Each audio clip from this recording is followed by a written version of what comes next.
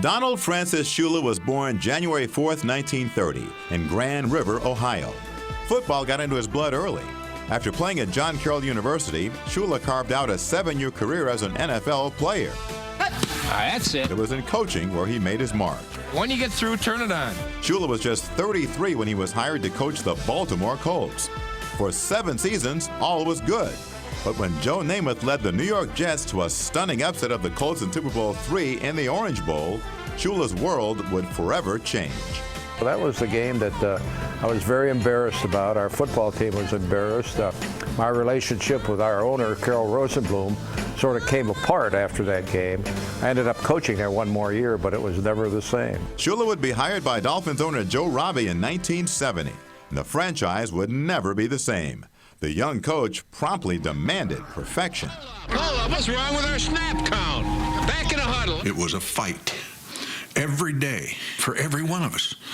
And he never tired. You know, everybody said he was this, he was that. He was possessed. He was like some kind of evil spirit that had endless energy. Soon, the Dolphins would be perfect, going 17-0 in 1972, a record which still stands as the NFL's only perfect season. It took 4 decades, but Shula and his legendary team finally got honored with a trip to the White House. The Dolphin dynasty won back-to-back championships by methodically grinding it out. This is the Vince Lombardi Trophy for the winner of the Super Bowl.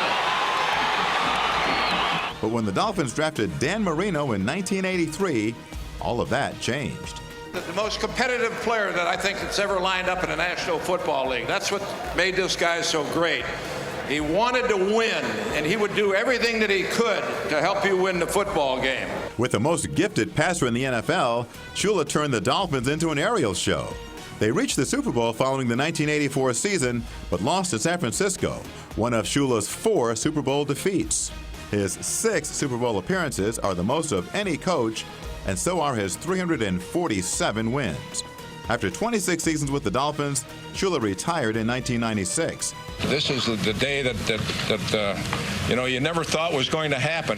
And it wasn't long before a statue was erected in his honor. So we need a drive. We got to put it together. We got to start running with the ball, pass protecting. Besides football, family also mattered to Shula. Sons David and Mike followed him into coaching, and David would leave to help grow the family business, building a chain of upscale steakhouses into an empire. Shula's first wife, Dorothy, died of breast cancer in 1991. He remarried Mary Ann Stevens in 1993.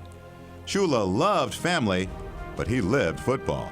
As former coach Bum Phillips once said, Shula could take Hidden and beat Yorn, and Yorn and beat Hidden.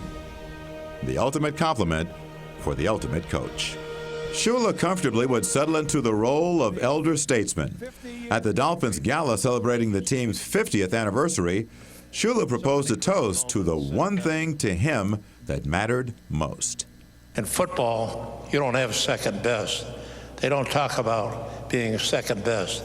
They talk about winners. Here's a toast to the winners. All right.